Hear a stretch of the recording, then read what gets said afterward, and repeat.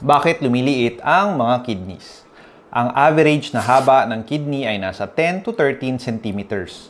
Pero minsan, may mga pasyente na mas maliit dito ang kidneys.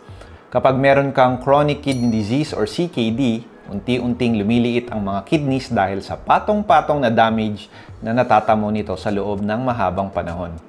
Nagkakaroon ng pagkawala o pagkaubos ng mga nephrons, ang mga filtering units ng kidneys.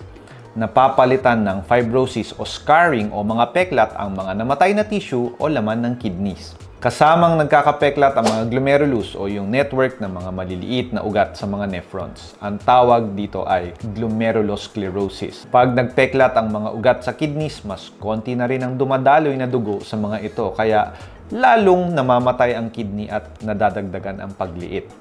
Ang tawag naman dito ay ischemia. Take note na hindi porket normal ang size ng kidneys ay wala kang kidney disease. May ibang mga sakit like diabetes at polycystic kidney disease na imbis na lumiit ay lalo pang lumalaki ang kidneys habang ang mga ito ay nasisira.